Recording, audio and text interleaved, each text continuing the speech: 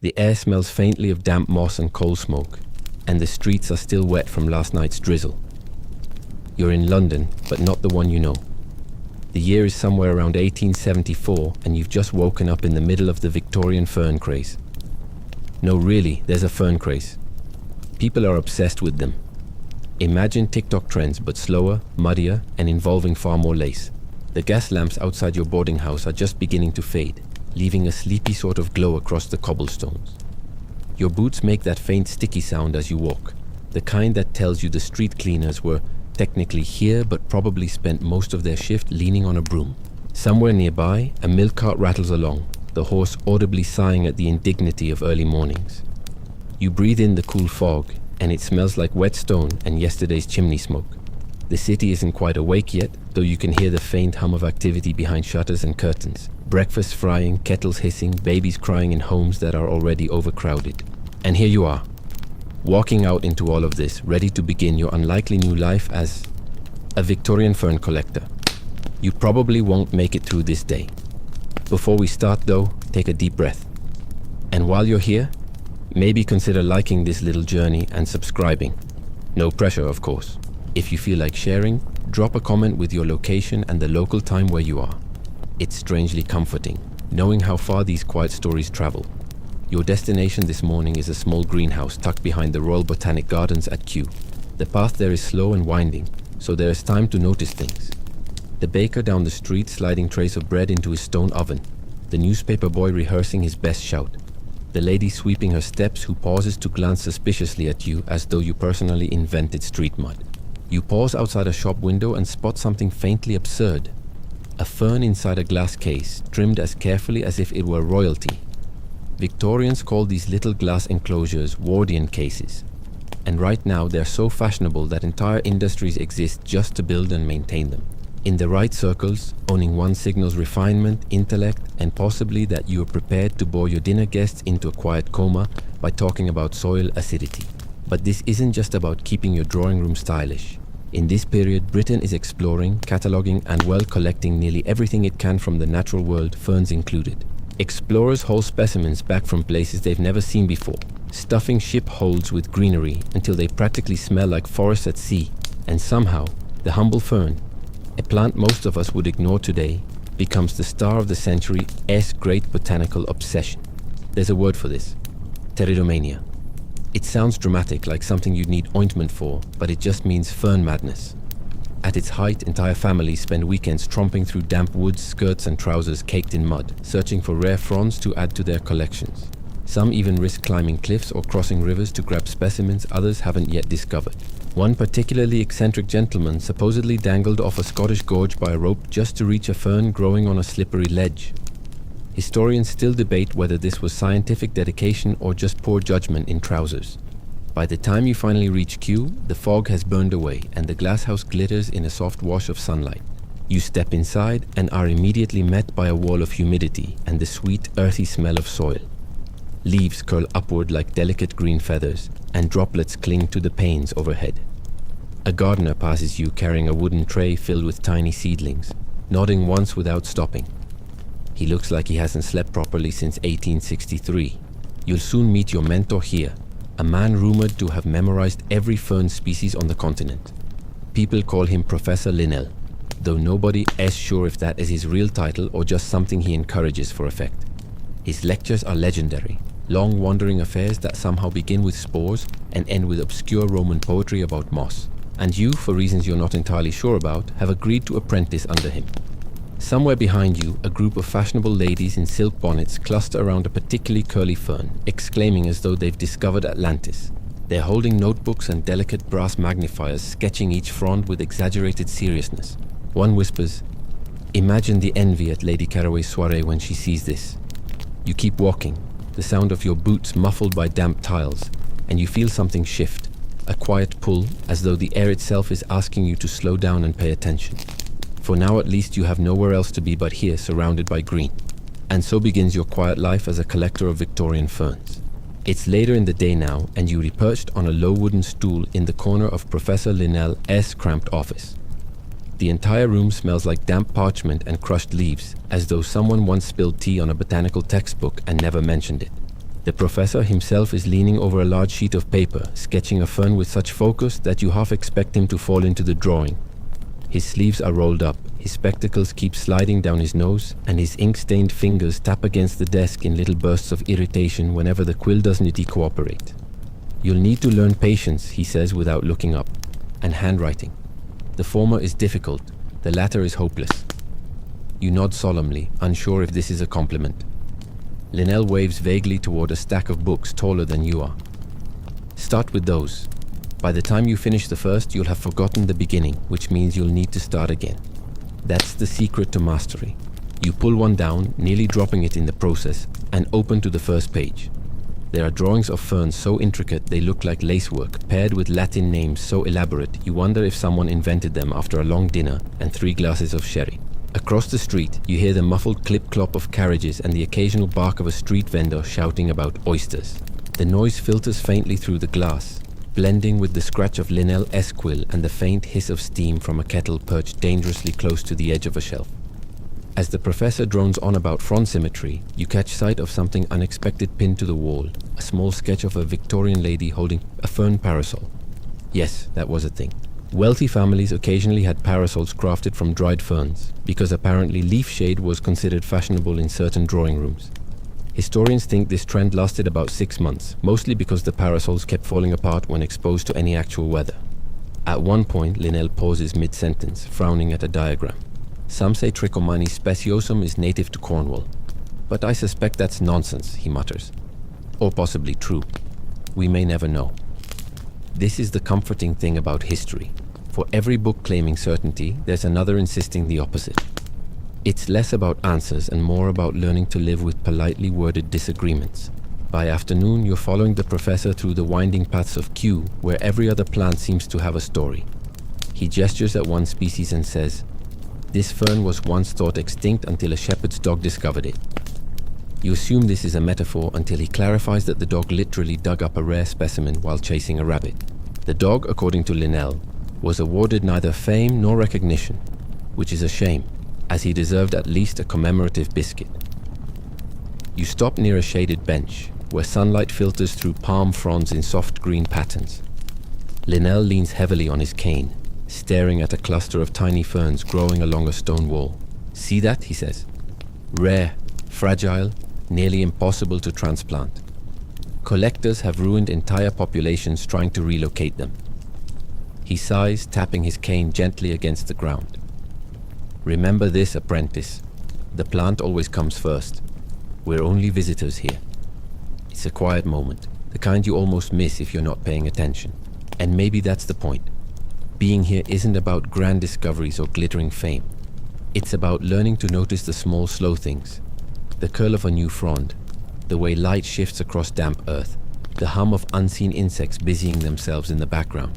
Somewhere in the distance, you hear the faint ringing of bells carried on the afternoon breeze. It's probably tea time. By the time you make your way back to Linnell's office, the sun has begun dipping low, washing the glass houses in warm amber light. The day is winding down, but you have the distinct sense that you were only at the edge of this story, the quiet beginning of something larger, slower, and greener than you imagined. And just as you're about to leave, Linnell says casually, "Tomorrow, we hunt. For ferns, of course.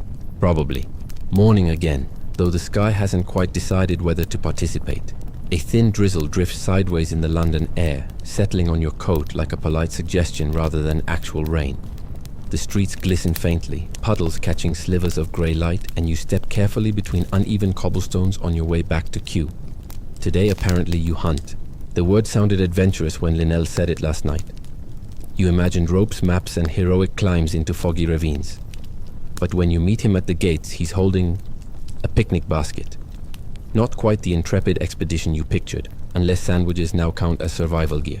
"An apprentice must be properly sustained," he says, handing you half a cold scone before you've even greeted him. It's slightly stale, but you chew quietly, partly out of politeness and partly because you haven't had breakfast. Your hunting party consists of exactly 3 people.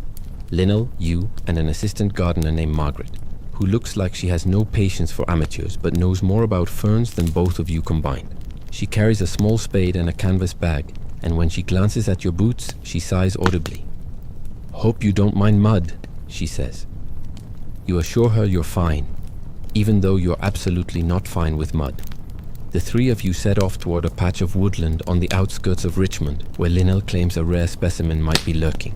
The path begins civilized enough, a gravel lane lined with hedgerows and the occasional startled chicken, but quickly turns into damp earth and tangled roots.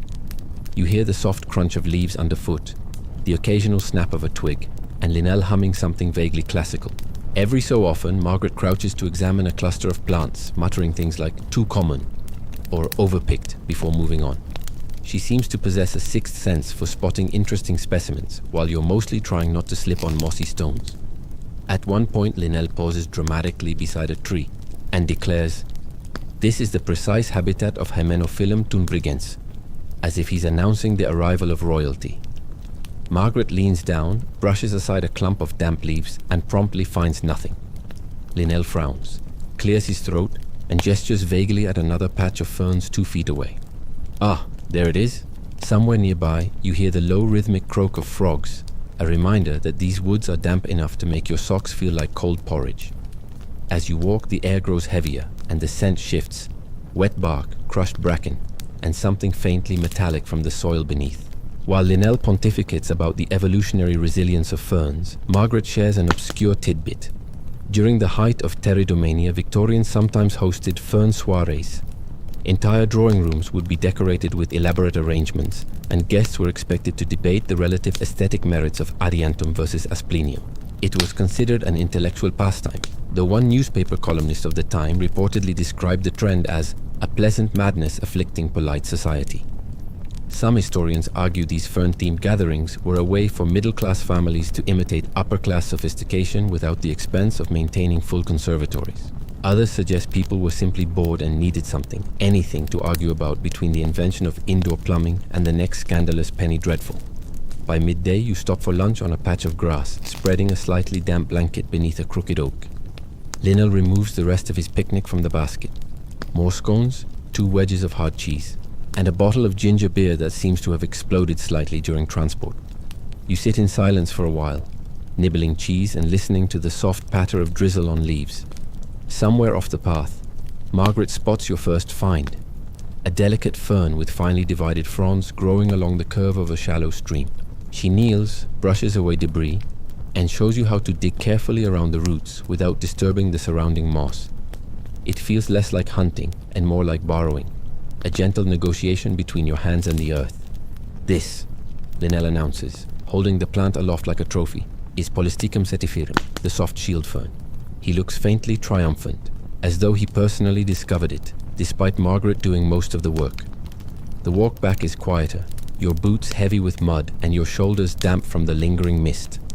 As you pass a hedgerow buzzing with bees, Linnell says, almost absent-mindedly, "Tomorrow we'll press the specimens." He glances sideways at you. "And if you tear even a single frond, I shall consider dismissing you on moral grounds." You assume he's joking. Probably. The next morning dawns brighter, sunlight streaking pale gold across the glass panes of Q's great conservatory. The air inside is warmer today, thick with the scent of damp earth and something faintly floral.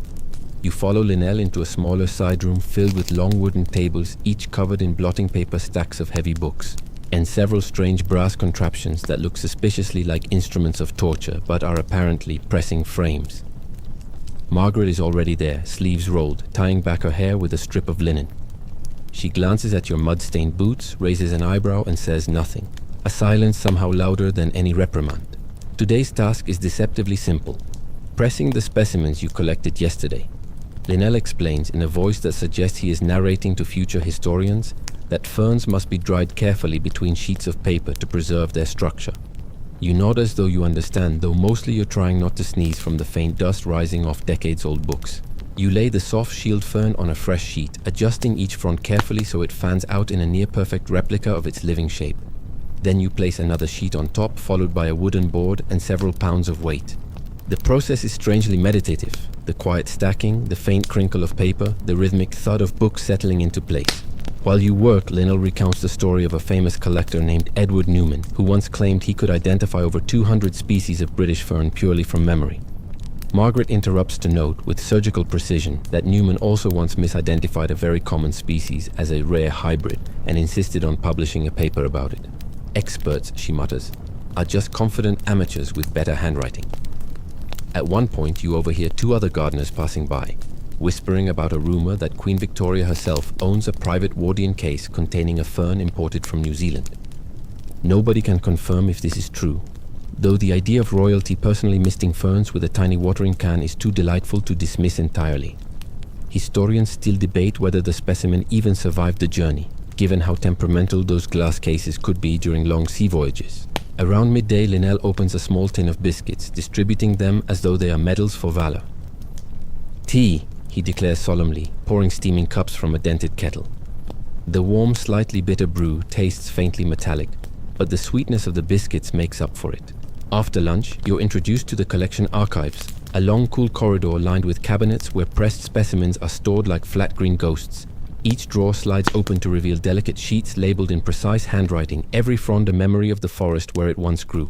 You pause at one labeled Scotland 1849 and imagine some long-gone collector standing on a windswept cliff, carefully plucking the same fern now resting beneath your fingertips. Margaret tells you about another obscure Victorian habit. Fern motifs weren't limited to botany. They appeared on tea sets, wallpaper, jewelry, even mourning cards. For a brief window of time, having fern-patterned upholstery was the pinnacle of taste, though one critic of the era described it as a relentless green invasion of domestic tranquility. By the late afternoon, your hands are smudged with graphite from labeling specimens, and the sunlight has shifted into long, drowsy stripes across the conservatory floor. You can hear the faint hiss of water in cans and the distant chatter of visitors wandering through the main house. Just before you leave, Linnell sets down his quill, peers at you over the rim of his spectacles, and says, "Tomorrow you'll accompany me to a society meeting." You ask what society. "The Pteridological Society," he replies, as though that explains everything. Judging by Margaret's smirk, you suspect it explains nothing at all. Morning again, though today the air feels oddly expectant, like the city itself knows you're heading somewhere faintly ridiculous. You make your way toward the center of London, boots clicking softly against damp stone as omnibuses rattle past and the faint aroma of roasted chestnuts mixes with coal smoke. Somewhere a newspaper boy shouts about Parliament, though you can't catch the headline. It's probably about taxes, or scandal, or both. You're on your way to the Pteridological Society, which Linnell insists is an august body of experts dedicated to advancing botanical science. Margaret, however, called it a collection of grown adults arguing about Latin names while pretending they re-saving civilization. You suspect both are true. The society meets in a hall just off Bloomsbury, a tall brick building that smells faintly of old carpet and intellectual dust. Inside, the air is warm and carries a quiet hum of voices, like a hive of bees politely debating taxonomy. The attendees are mostly men in waistcoats and women in elaborate bonnets, each clutching notebooks, small magnifiers, or in one case, an entire Wardian case containing a single fern under glass. That person looks very proud. You and Linnell take seats near the front, while Margaret disappears into the crowd, presumably to network or quietly terrorize rival collectors. A man at the podium clears his throat in the overly dramatic way of someone convinced his contribution will alter history. "Ladies and gentlemen," he begins, "I am pleased to announce the discovery of a rare variant of Drypteris filixmas along the River Wye." Murmurs ripple through the audience. Someone gasps. Someone else writes furiously in a notebook. Linnell leans over and whispers, "Common as dandelions. Absolute nonsense." The man goes on to describe his painstaking efforts to classify the fern, including measuring each leaflet under candlelight for 3 consecutive nights. Half the audience listens with rapt attention, while the other half is clearly composing letters of complaint in their heads. It's both impressive and slightly tragic, like watching rival opera singers argue about who hit the higher note. Halfway through, a woman in the back stands up holding a fern-shaped brooch and declares that her grandmother discovered that very species 30 years ago. The ensuing debate lasts 20 minutes and involves 3 references to obscure French publications nobody has actually read. Historians still debate whether these society meetings advanced science or simply raised collective blood pressure. During the intermission, you wander into the side hall where tables are lined with delicate pressed specimens, each labeled in elegant handwriting. One sheet catches your eye. A fern collected in Tasmania 1861, edges brown from age but perfectly preserved. There's something grounding about it. Knowing someone halfway around the world and decades ago, crouched carefully over the same shape now resting beneath glass. Margaret appears beside you, balancing 2 cups of tea and muttering, "Nobody's discovered anything new in 10 years, but don't tell them that." You sip quietly, trying not to laugh. Then comes the afternoon lecture, a demonstration of an obscure device called the phonometer. The inventor, a wiry man with wild hair, claims it measures the vital force of ferns based on their ability to absorb humidity. He holds the contraption aloft like a magician revealing his final trick. Half the room leans forward in fascination. The other half coughs meaningfully into handkerchiefs. Linnell mutters under his breath, "If that thing works, I'll eat my hat." You glance at his hat. It looks chewy. By the end of the day, the society disperses into the fading London light, the air sharp with chimney smoke and the distant rumble of carriages. Linnell strides ahead, hands clasped behind his back, muttering Latin names under his breath like someone working through unresolved arguments. Margaret lags behind, grinning faintly as though she's been taking notes on everyone's errors. As you head back toward Q, you realize something. You still haven't actually learned much about ferns, but you now know quite a lot about people who collect them, which somehow feels just as important. The following morning, Q feels different. The air is fresher, washed clean by last night's rain, and the glass houses glitter with lingering droplets that catch the soft light like beads on a lace collar. You step carefully between puddles, your boots squeaking faintly against damp tiles as you make your way to Linnell's office. Today, you are helping catalog the specimens gathered not just by you but by collectors from all over the world. Linnell believes this will broaden your botanical horizons. Margaret, meanwhile, mutters something about paper cuts and boredom. Inside the archives, long cabinets stretch endlessly, each drawer holding sheets of paper pressed with delicate green silhouettes. You slide one open carefully and find a fern from India, collected by an expedition in 1858. Its fronds are longer than your hand, curling elegantly against the page. The label notes it was discovered near the banks of the Hooghly River, though you suspect that journey involved far more mosquito bites than the neat handwriting implies. Linnell assigns you to sort by genus while he writes in his ledger with painstaking precision. Margaret handles species verification, occasionally sighing loudly whenever she finds a mislabeled sample, which, judging by her expression, happens often. While you work, Linnell shares an obscure tidbit. In some Victorian parlors, hosts displayed ferns not only in Wardian cases but also under glass domes with decorative figurines. Entire miniature landscapes, complete with shepherds, cottages and streams, were arranged around the plants.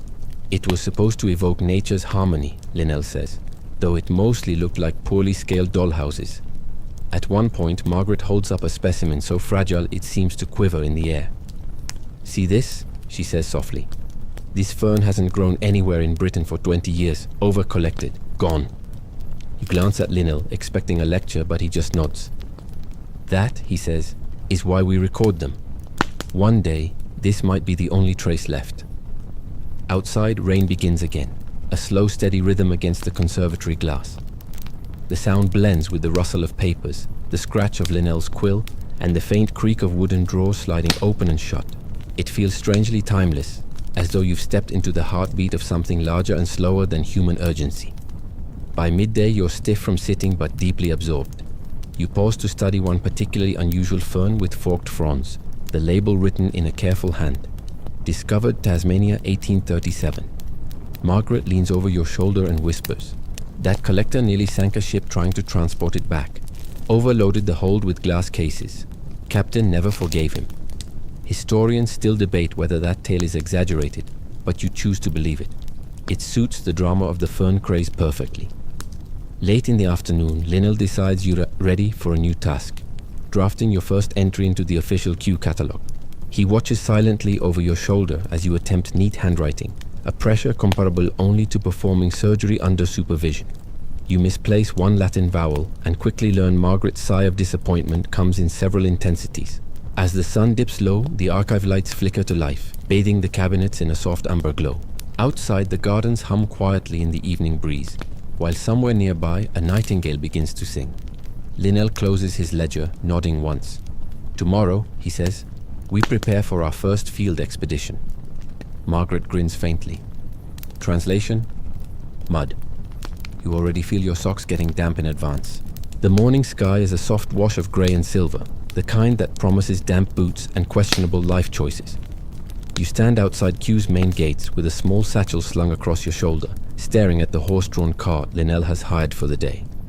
Its wooden wheels look sturdy enough, though the horse seems deeply unenthusiastic about your expedition, flicking its ears with the weary air of someone who has seen too much fern-related drama already. Up you go, Linnell says, handing you a rolled map that looks as though it has survived both a flood and a minor kitchen fire. Margaret climbs in beside you, tucking her skirt neatly under her boots, while Linnell settles into the seat opposite with an exaggerated sigh, as though preparing for heroism. Your destination: a patch of Sussex woodland rumored to harbor several noteworthy fern species. Not rare enough to make history, but rare enough to make Linnell beam like someone about to win a polite scientific argument. The road south is long and uneven, lined with hedgerows wet from last night's drizzle. You pass quiet farms, grazing sheep, and the occasional cluster of cottages where children wave from doorways sticky with jam and curiosity. Somewhere along the way, Margaret unwraps a small paper parcel containing oat biscuits and hands you one without looking up from her notebook. You thank her, even though it tastes like someone baked sawdust and hope together. By midday, you arrive at the edge of the woodland. The air shifts immediately, cooler, heavier, carrying the earthy scent of damp moss and something faintly metallic beneath it. Overhead, branches arch into a natural cathedral, their leaves filtering sunlight into soft green pools on the forest floor. Linnell consults the battered map, spinning it twice before Margaret silently takes it from him and points in the correct direction. Follow the stream, she says. That's where the humidity stays. As you walk, you notice how quiet it is here. Just the low murmur of water, the distant call of a wood pigeon, and the soft crunch of your boots on wet soil. The ferns are everywhere, curling from fallen logs, clustering around tree roots, unfolding in delicate spirals where sunlight touches the ground. Margaret pauses at a large specimen and kneels, brushing aside leaves to reveal its fronds in full. Osmunda regalis, she says softly, the royal fern. Its fronds are tall, arching elegantly like green feathers, and Linnell actually claps once in appreciation. She explains that during the Victorian fern craze, this species was so highly prized that wealthy collectors paid entire teams of laborers to haul them out of riverbanks. Some even built private glasshouses just to showcase a single plant. Of course, she adds dryly, half of them promptly killed the ferns by overwatering them. While Linnell sketches the plant in his notebook, Margaret shares another obscure tidbit. Some Victorians believed certain ferns possessed mystical qualities, capable of revealing hidden treasures or granting protection against witches. A few folklore enthusiasts even carried dried fronds in their pockets as good luck charms. Historians still debate whether anyone ever actually found treasure this way, but Margaret snorts and says if they did, they probably spent it all on Wardian cases. The deeper you go into the woodland, the muddier the ground becomes, until your boots are making quiet, regretful squelching sounds. Linnell pretends not to notice, though you catch him discreetly scraping his own shoe against a rock at one point. Eventually, you stop beside a shaded bank where a small stream twists lazily through the undergrowth. Margaret crouches low, fingers parting the moss, and suddenly freezes. There, she whispers. You lean closer and spot it. A delicate fern unlike any you've seen so far. Its fronds are finely divided, almost lacy, with an unusual bluish sheen when the light hits just right. Linnell inhales sharply, eyes widening. Trichomanes speciosum, he says reverently, the Killarney fern. This species, you learn, has been hunted nearly to extinction in Britain, surviving mostly in secret pockets of humidity where only the persistent or lucky stumble upon it. Margaret warns you not to touch it, and for once Linnell agrees. You sit in silence for a moment, listening to the faint drip of water, letting the rare sight settle into memory rather than collection. On the way back to the cart, Linnell muses aloud about writing a paper on the Killarney fern's habitat, while Margaret warns him that publishing its exact location will invite over-collecting. He sighs, conceding the point, and mutters something about the tragic consequences of human enthusiasm. By the time you return to Kew, the sun is low and your boots are ruined, but there's something quietly satisfying about knowing what you saw today will remain undisturbed, at least for now. It's another misty morning at Kew. The glass panes of the conservatories clouded over like breath on a winter window. Inside, the warmth greets you instantly, wrapping you in the earthy scent of soil, moss, and damp parchment. You set down your satchel in Linnell's office, but he waves you toward the main workroom instead. Today is dedicated to preparing specimens from previous expeditions, not collecting them, just arranging and preserving what's already in hand. Margaret has laid out several drying frames, sheets of blotting paper, and boxes of delicate pins. Careful work, she says, which you suspect is her gentle way of saying, don't ruin this. You begin with the royal fern you collected yesterday, carefully unfurling its fronds so they lie flat against the paper.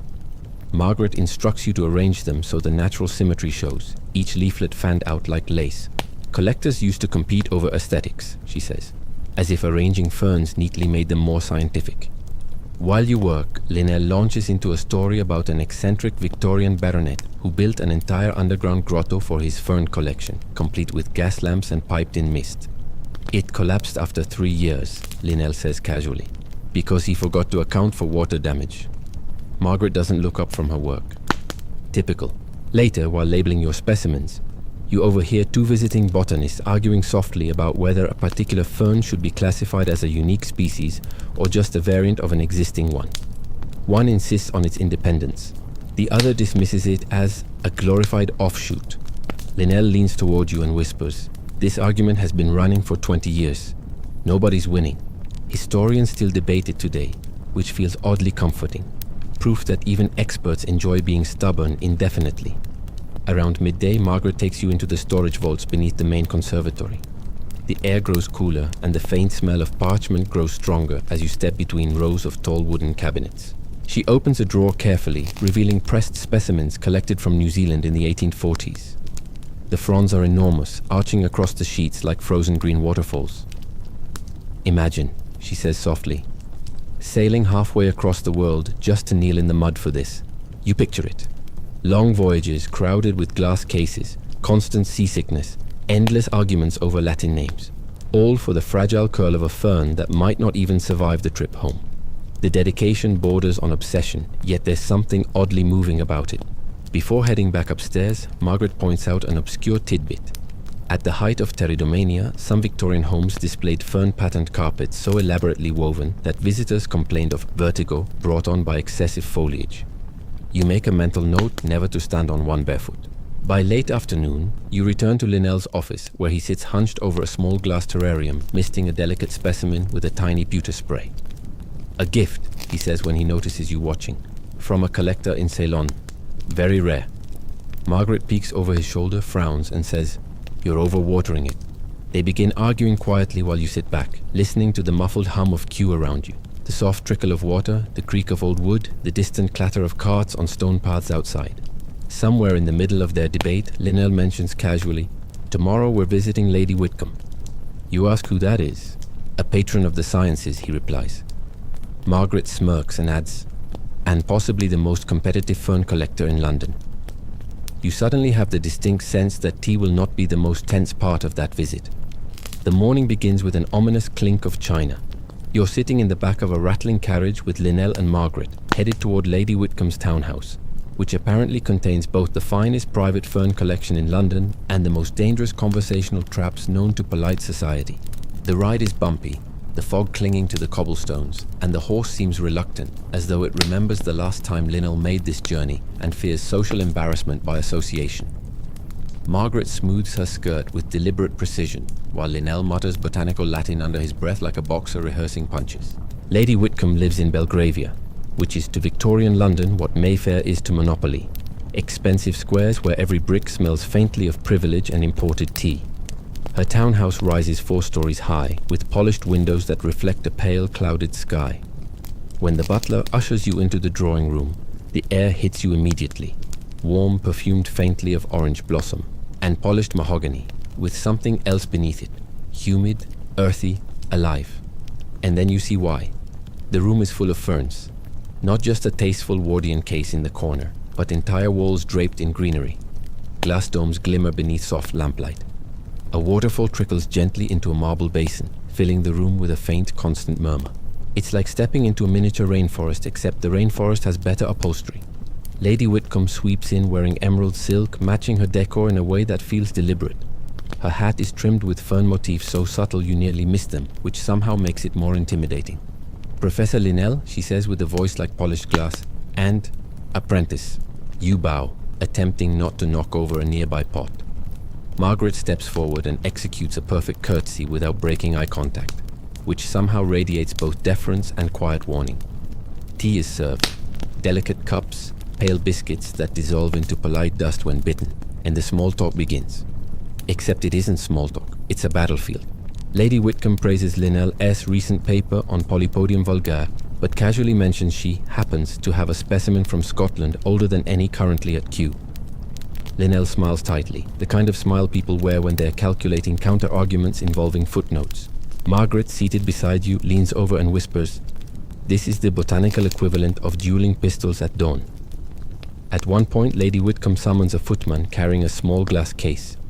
Inside is a rare specimen of Cibotium barometz, also known as the woolly fern, imported from Southeast Asia. Its fronds are soft and golden, curling like threads of spun silk. "There are only 3 of these in Europe," she says, sipping her tea delicately.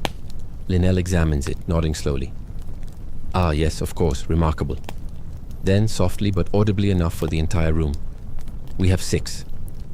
The silence that follows is long and slightly chilly. To shift the conversation, Lady Whitcomb begins sharing obscure fern folklore. "Did you know," she says, "that some Victorians believe certain species bloomed with invisible flowers only on Midsummer's Eve, granting whoever found them the power of invisibility?" Historians still debate whether this belief originated in Slavic folktales or overenthusiastic Victorian imagination. Margaret murmurs, "Invisible flowers seem easier to find when one's dinner parties involve sherry." By the end of the visit, Lady Whitcomb invites you to her next fern symposium, which sounds suspiciously like a social ambush disguised as science. Linnell accepts with formal politeness, while Margaret's expression suggests she's already drafting exit strategies. As the carriage rattles back toward Kew, Linnell leans back with a sigh. "Competitive," he says simply. Margaret nods. "She'll try to outdo us at every turn." You're starting to suspect that Victorian fern collecting is less about plants and more about elaborate leaf-shaped status games. The following morning, Kew feels unusually quiet, as though even the glass houses are holding their breath after yesterday's tense tea diplomacy. You arrive to find Linnell already hunched over his desk, scribbling furiously into a ledger while muttering about specimen inventories and wardrobe adjustments for next week, a symposium at Lady Whitcomb S. Margaret sits nearby, polishing her spade with grim determination. She glances up at you and says flatly, "We're going to outdo her." Apparently, today's task is to prepare an exhibition Wardian case showcasing the finest specimens from QS collection. An elegant arrangement, designed to impress Lady Whitcomb's social circle, while subtly reminding everyone that Kew remains the Empire's botanical crown jewel. The workroom is bustling. Assistants dart between tables carrying trays of carefully potted ferns, glass panels, and delicate brass fixtures. Linnell directs the process with the precision of a general, adjusting angles by fractions of an inch and insisting on naturalistic perfection. You're assigned to clean the glass panels, which sounds simple until you realize each one smudges instantly if you so much as breathe nearby. Margaret, supervising your efforts, mutters, "Victorians love glass because it looks like science." She is not wrong. Wardian cases became symbols of refinement largely because they made plants look important enough to require furniture. While arranging specimens, Linnell recounts the case's history. Nathaniel Bagshaw Ward, a London physician, invented the design accidentally in the 1820s when he sealed a fern inside a glass jar and discovered it thrived without his interference. Soon, Wardian cases were being shipped around the globe, protecting delicate plants from salt spray and sea winds. Some claim this innovation transformed botanical exchange and fueled the spread of exotic species across Britain. Historians still debate whether Ward was a visionary scientist or simply very bad at opening jars. As the day stretches on, you start recognizing patterns among Kew's prized ferns. The elegant arch of the royal fern, the finely feathered texture of maidenhair, the glossy resilience of hart's tongue. You handle each one carefully, adjusting leaves so they catch the filtered sunlight streaming through the conservatory windows. Margaret pauses beside a particularly delicate specimen and whispers, "Don't tell Linnell, but Lady Whitcomb has one of these too. Hers is smaller." There's an unmistakable spark of rivalry in her voice. By late afternoon, the display is nearly complete. The Wardian case glows softly in the golden light, filled with layers of green that look as though someone bottled an entire woodland. Linnell stands back, arms crossed, wearing the satisfied expression of a man convinced he has outmaneuvered polite society. As you tidy up, Margaret shares an odd tidbit she found while cataloguing archives. During the fern craze, some Victorian jewelers crafted brooches from actual pressed fronds sealed in miniature glass pendants. "Fashion meets botany," she says dryly. One unfortunate lady reportedly fainted when hers cracked during a soiree. Outside, dusk falls across Kew, and the last visitors drift out of the gardens as lamps begin to glow softly along the paths. Linnell closes his notebook with a decisive snap and says, "Tomorrow we rehearse our presentation." Margaret sighs deeply. Nothing says adventure like practicing plant placement for 3 straight hours. You can't help but suspect she's right. Morning spills into Q's glasshouses in pale ribbons of light, warming the damp air and waking the plants before it bothers with the humans. You arrive to find Linnell pacing in front of the Wardian case like a man preparing for a duel, except the weapons are ferns and passive-aggressive Latin pronunciations. Today is rehearsal day. Not for you necessarily. You are more of a stagehand in this delicate social performance. But Linnell has decided everyone should internalize the narrative of QS supremacy. Margaret leans against the table, arms folded, radiating the resigned patience of someone who knows she'll be correcting him every 5 minutes anyway. The plan is simple. When Lady Whitcomb hosts her symposium next week, Linnell will unveil Q's exhibition case and deliver a short, tastefully assertive speech reminding London's elite that Q remains the botanical authority.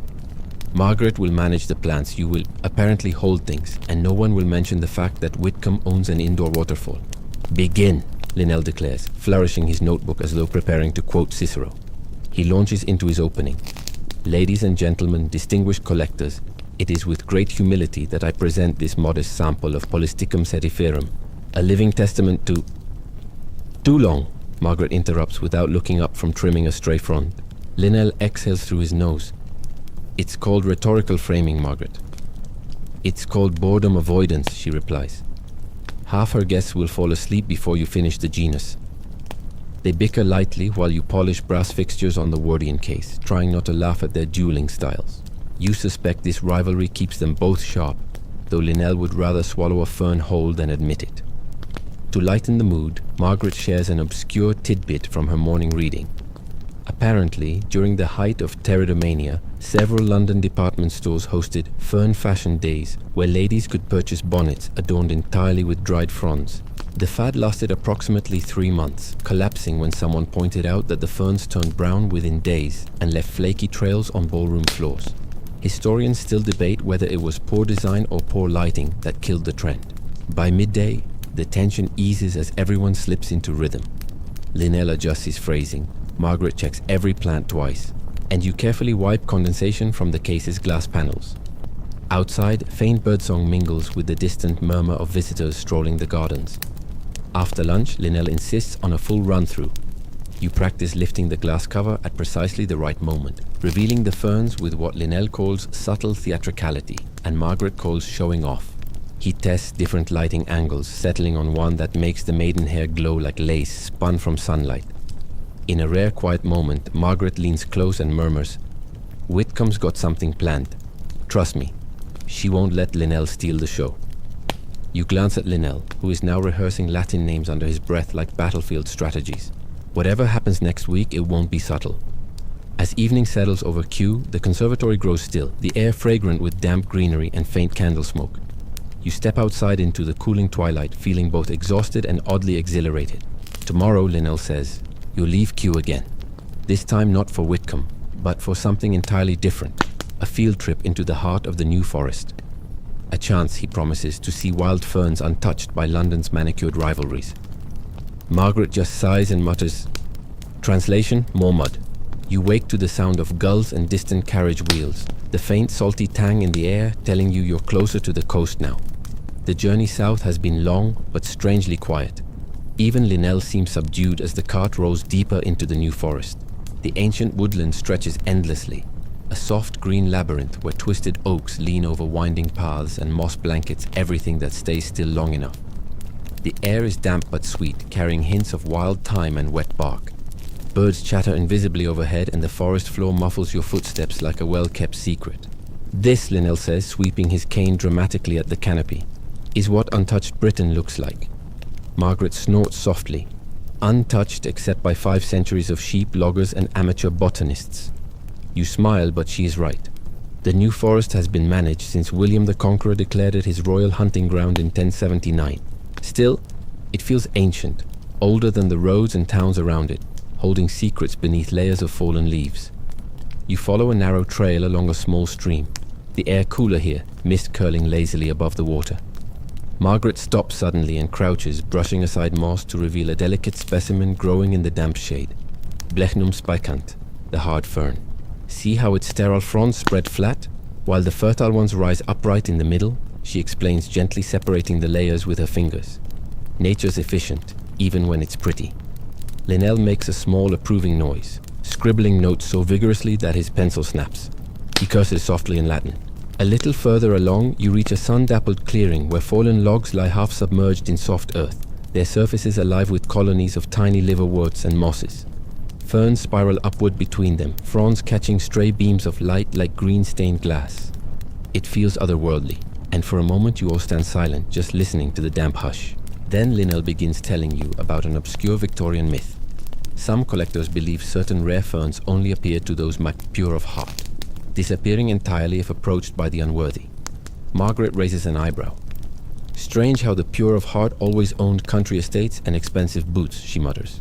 Historians still debate whether these myths were invented by wealthy landowners trying to deter poachers or simply grew from folklore tangled with social hierarchy. Either way, you make a mental note to tread carefully just in case. Around midday, you pause for lunch beneath a sprawling beach, unpacking bread, cheese, and a small bottle of ginger beer. The forest hums softly around you. Bees somewhere in the distance, a woodpecker tapping faintly, the slow trickle of unseen water. It's peaceful in a way London rarely allows. Afterward, Margaret leads you to a rocky outcrop where she points out tiny fern colonies clinging improbably to crevices, their roots finding life in impossible places. These, she says, are survivors. Hundreds of years in the same spot, weathering storms, fires, grazing, everything. You reach to touch one gently, fingertips brushing a frond so delicate it seems it might vanish at a breath. Linnell watches you, his expression softer than usual. That, he says quietly, is why we study them. Not because they're rare, but because they endure. As the day winds down, the forest darkens quickly, shadows stretching long and cool across the path. You make your way back to the cart, boots damp and shoulders pleasantly tired. The evening air smells of crushed bracken and rain waiting somewhere beyond the horizon. Back at the small inn where you'll stay the night, Linnell pores over his notes while Margaret sketches specimens by lamplight. You sit by the window watching fog creep between the distant trees, feeling like you've stepped backward in time. Tomorrow, Linnell says, you'll explore deeper still, into a hidden hollow where, rumor claims, a rare species grows that hasn't been recorded at Kew in decades. Margaret just closes her notebook and says, rumors usually mean disappointment, but her eyes say she's curious too. Dawn filters through the shutters of the little inn, soft and grey, the kind of light that whispers rather than shouts. You wake slowly, stretching beneath the slightly damp linen sheets, hearing the faint creak of the old beams above you and the muted clatter of someone downstairs setting out breakfast. Margaret is already awake, perched at the small writing desk, her hair pinned messily and her journal open. She looks up briefly and says, boots. Definitely boots today. Linnell, on the other hand, appears moments later wearing polished shoes utterly unsuited to mud. He claims it's important to maintain dignity in the field, though his dignity is about to meet a forest bog, and you suspect it will lose. After a simple breakfast, thick bread, sharp cheese, tea brewed strong enough to wake a regiment, you set out once again, cart rattling along the narrow track leading deeper into the new forest. The mist hasn't lifted yet. It coils low across the bracken and seems to swallow sound, so that even the birdsong is muffled, like voices behind closed doors. Today's destination is a place Linnell speaks of in near reverent tones, a shaded hollow rumored to shelter Osmunda regalis, the royal fern, in wild abundance. According to an obscure Victorian journal he unearthed last winter, this hollow was once a secret meeting spot for a society of early fern enthusiasts who exchanged rare specimens under strict vows of silence. Historians still debate whether this fern circle actually existed or was an elaborate in-joke among wealthy hobbyists with too much free time. The path narrows until you're walking single file, ducking beneath low branches and sidestepping tangled roots slick with dew. Margaret points out signs of wildlife along the way. A deer's delicate hoofprints, a tuft of badger fur snagged on bramble, the faint hum of bees somewhere deep in the heather. Then you hear it. A soft, steady trickle. A small stream winds through the hollow, its banks draped with curtains of green, every surface alive with dampness. When you step into the clearing, the sight is almost overwhelming. The royal ferns tower nearly shoulder high, their fronds arching outward like fans carved from living jade. Droplets cling to every leaflet, catching the pale morning light in hundreds of tiny mirrors. Linnell crouches reverently beside one specimen, running his fingertips just above the fronds without touching them. Magnificent, he breathes. Q hasn't seen specimens like this in decades. Margaret kneels nearby, sketching quickly, her pencil strokes soft and deliberate. She pauses to tell you a curious story. In the 1850s, some Victorian households brewed fern wine, using the roots of royal ferns, convinced it had medicinal properties. One account claims it cured everything from melancholy humors to an excess of spleen. Margaret smirks. Historians, of course, still debate whether anyone actually liked the taste. You collect soil samples while Linnell records notes with intense precision, muttering observations about spore distribution and humidity levels. Occasionally, he pauses to declare, "We shall protect this place," as though he personally commands the trees. Around midday, you rest by the stream, sipping lukewarm tea from a tin cup. The world here feels untouched, muffled, timeless. You imagine Victorian fern collectors wandering these same paths in elaborate skirts and stiff collars, carrying Wardian cases while swatting at mosquitoes with monogrammed handkerchiefs. On the way back, Margaret suddenly stops, crouching to examine something half buried beneath the leaf litter. A small cracked ceramic disc etched with the faint outline of a fern frond. "Token," she murmurs. "Maybe from the so-called fern circle." Linnell's eyes light up. "Evidence," he says solemnly, already composing a lecture in his head. Margaret pockets the fragment quietly, and you suspect she'll investigate further later. That night at the inn, the rain finally comes. Soft at first, then steady, drumming gently against the roof. You drift to sleep with the scent of damp earth and crushed bracken still clinging to your clothes, the memory of that hidden hollow lingering like a half-remembered dream. The rain continues through the night, and by morning the new forest feels transformed. The air is thicker, fragrant with wet bark and leaf mold, and the moss glows almost luminous beneath the dripping canopy. Today, Linnell declares, you'll explore uncharted quadrants of the forest to map microhabitats. Margaret translates this as more walking, more mud, fewer biscuits. The cart can't follow you this time, so you set out on foot, pack slung across your shoulders. The path, if it can still be called that, is little more than a suggestion beneath the ferns and fallen branches. Water pools in shallow depressions, reflecting fragments of pale sky. At one point you pass beneath an enormous oak whose trunk is hollow at the base. Margaret pauses to peer inside, producing a small candle stub from her pocket. She lights it carefully, revealing a scatter of tiny fernlings clinging to the damp interior walls. Microclimate, she explains softly, as though afraid to disturb them. They survive here because the hollow traps moisture even in drought. Linnell scribbles furiously, somehow managing to balance his notebook, cane, and umbrella all at once. You half expect him to patent a mobile writing apparatus before the season ends. As you climb a gentle rise, the canopy thins and the light brightens, revealing a stretch of heath dotted with gorse and heather. A distant cuckoo calls, and you notice something strange. A series of narrow stone markers half buried in the soil, each etched with simple fern-like symbols. Margaret kneels to examine one, tracing the grooves with her fingertips. Boundary stones, Linnell muses. But why the fern motifs? Margaret shrugs. Perhaps the fern circle again? Or someone just really liked decorative borders? Historians still debate the meaning of these markers, though local folklore claims they protect the hidden green places from trespassers. You make a note to tread lightly. By midday, the sun struggles briefly through the clouds, steam rising in slow curls from the forest floor. You pause for lunch beneath a leaning beech, sharing bread, cheese, and an apple. Margaret insists on slicing with mathematical precision. Linnell unrolls an old map of the region, annotated in his dense handwriting, and marks several promising sites where rare species might grow. After lunch, you follow a faint deer trail downhill toward a damp glen, where the air cools sharply and the ground softens beneath your boots. Ferns thrive here in impossible density, forming layered curtains of green. In the dim light, you spot something unusual. A cluster of Trichomonas speciosum, the Killarney fern, with translucent fronds so fine they seem spun from glass. Linnell crouches immediately, his expression somewhere between awe and triumph. Thought extinct here, he murmurs. Q must have these recorded. Margaret carefully sketches the specimen, her strokes light and deliberate. She leans close and whispers, "Don't tell Whitcomb."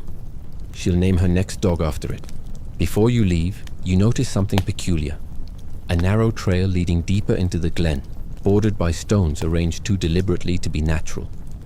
It disappears into shadow, half swallowed by moss. Linnell hesitates, squinting into the dark. Tomorrow, he decides finally. We'll follow it tomorrow. The walk back to the inn is quiet, the forest soft and dripping around you, the thought of hidden paths lingering like a secret you've only just overheard.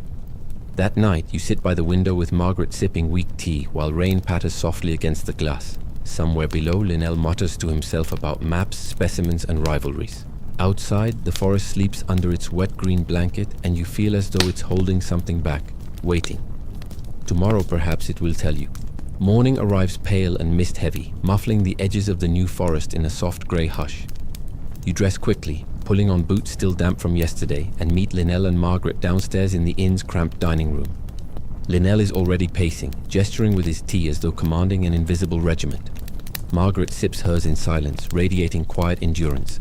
When he finally notices you, Linnell slaps a folded map onto the table.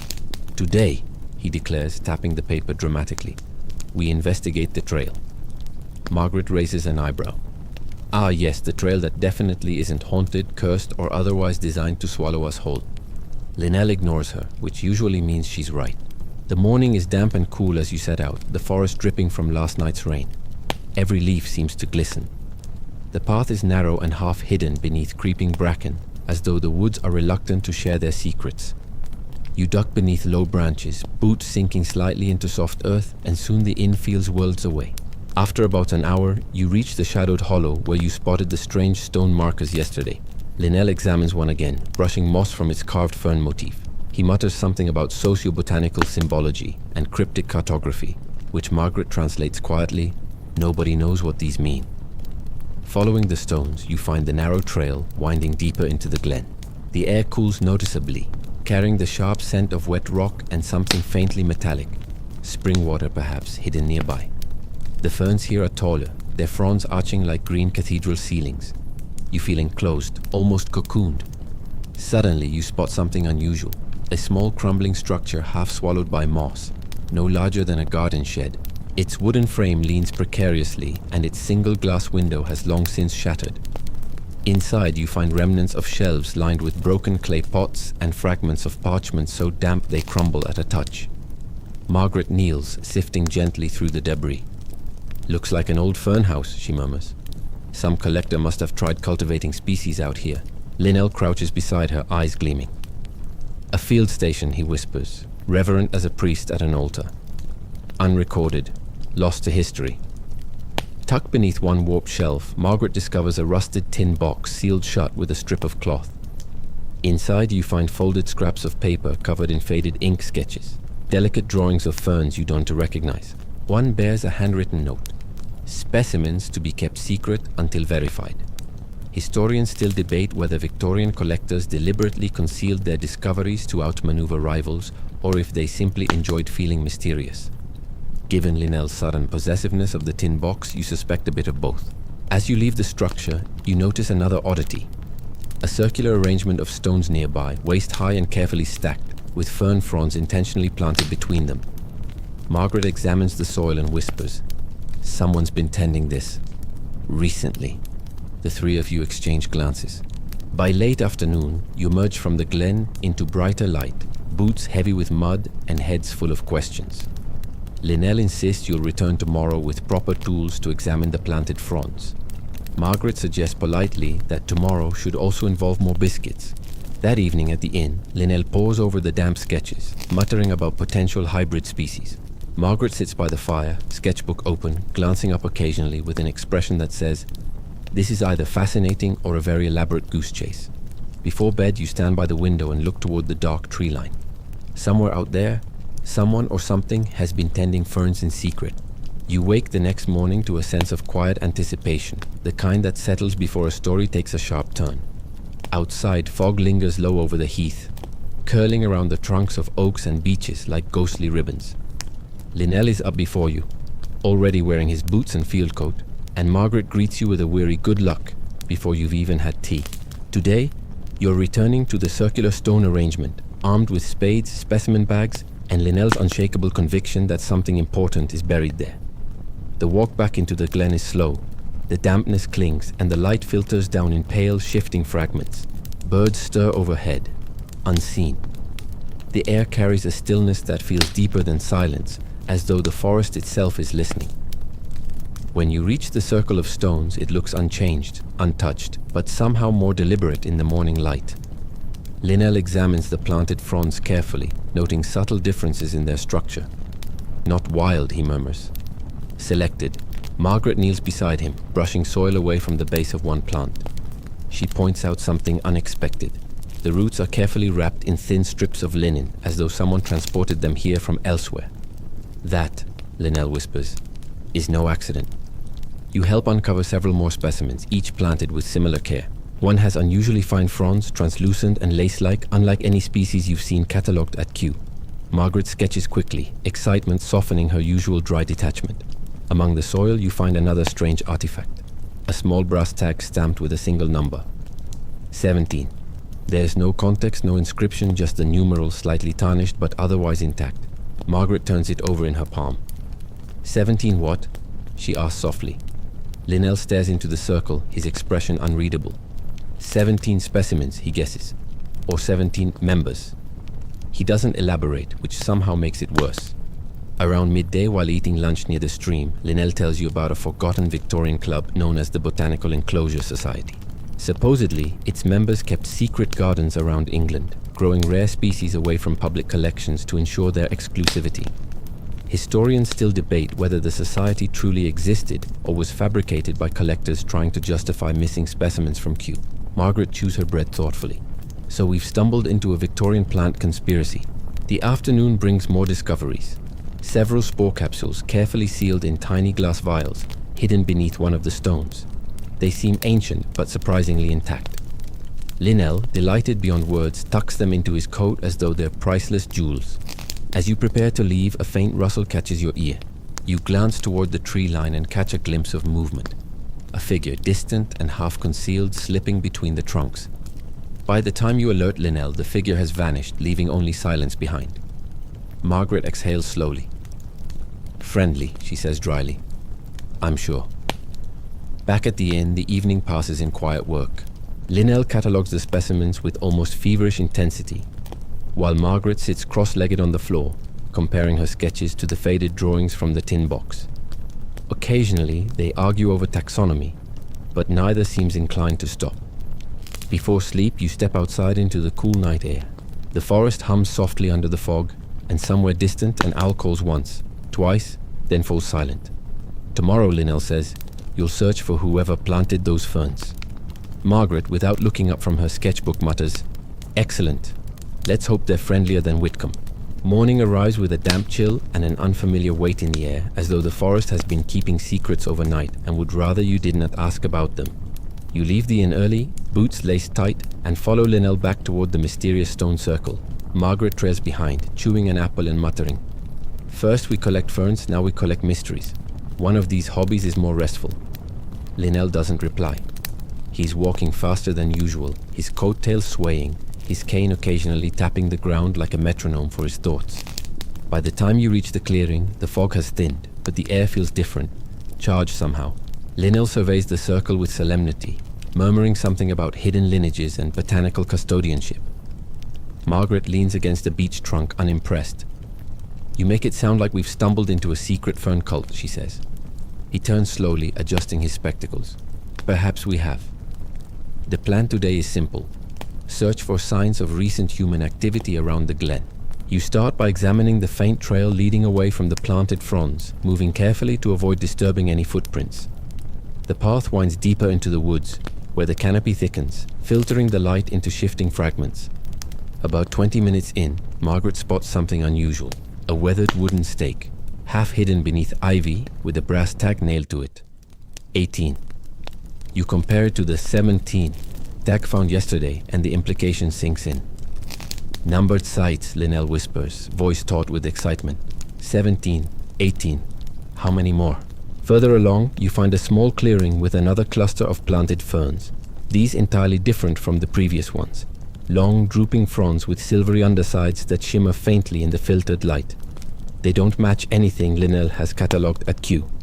Margaret sketches furiously while Linnell kneels in the damp soil, muttering genus names like incantations. You collect a few fallen fronds carefully, tucking them into wax paper. Then faintly you hear it. A soft rustle ahead, footsteps quick and deliberate. Linnell freezes, motioning silently for you to stop. The sound disappears as quickly as it came, but a lingering sense of being watched stays with you as you continue. Eventually, you reach a moss-covered stone wall, crumbling but clearly once deliberate. Embedded into one section is an iron plaque, so corroded it's barely legible. You can just make out the words, "Preserve the hidden." Margaret raises an eyebrow. "Cheerful," she says, but her voice is quieter than usual. Linnell carefully traces the lettering with his gloved fingertips, then steps back, staring into the trees as though expecting answers. On the walk back, he explains that hidden gardens were occasionally mentioned in private Victorian correspondences between wealthy collectors, usually alluding to reserved specimens too rare for public display. Historians still debate whether these gardens truly existed or if they were a metaphor for something else entirely. Back at the inn, Linnell spreads today's finds across the table like an archaeologist arranging sacred relics. Margaret leans back in her chair, hands behind her head, and says, "You realize Lady Whitcomb would love this. Probably charge admission." Linnell looks horrified. "Over my dead Wardian case." That night, as you drift off, the forest murmurs faintly through the open window. Somewhere out there, someone, or perhaps several someones, has been tending these plants in deliberate secrecy for decades, maybe longer, and for the first time you wonder whether they've already noticed you noticing them. The next morning begins differently. Instead of Linnell dictating the day's plans, you wake to find him already gone, leaving only a note weighted beneath his teacup. Surveying upstream. Follow when ready. Margaret reads it twice, sighs and mutters, "He's going to get lost, fall in a bog, and we'll have to rescue him." She shoves a handful of biscuits into a satchel and sets off without waiting for your answer. The air is cool and sweet as you follow the winding stream deeper into the woods, boots slipping occasionally on moss-slick stones. The sound of water grows louder, cascading faintly somewhere ahead, and the canopy opens briefly to reveal a shaft of pale sunlight slicing through the mist. You find Linnell standing ankle-deep in the stream, examining a narrow gorge where the water tumbles over rocks into a shaded pool. Beside him, the steep walls are alive with ferns clinging to every crevice, their fronds draped like delicate green lace. "Look," he says softly, gesturing to a cluster of small plants near the water's edge.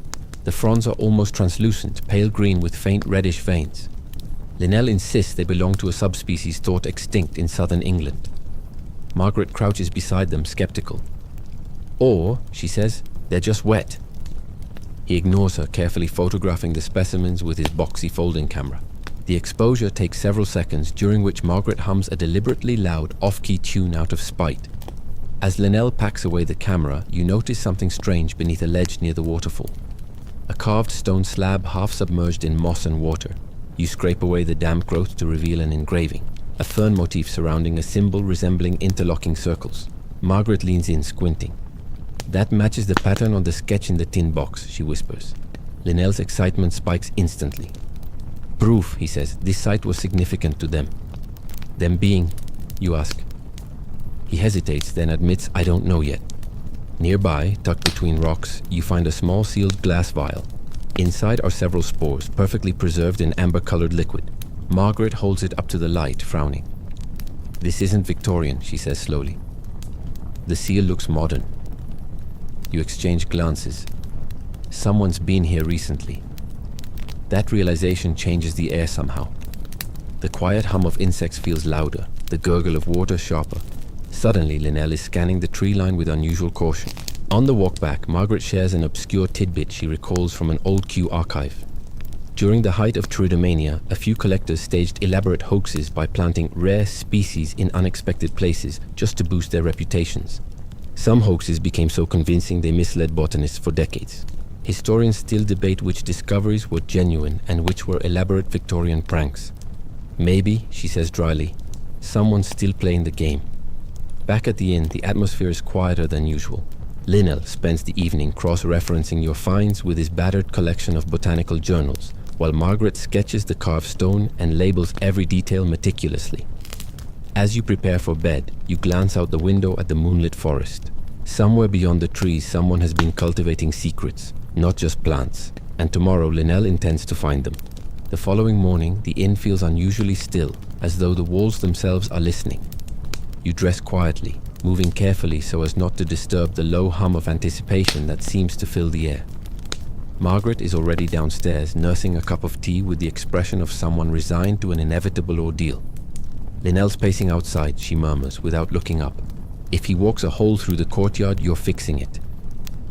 You find him exactly where she said, hands clasped behind his back, rocking on his heels like a professor about to reveal an unpopular theory. Today, he declares, we follow the symbols. Margaret sighs.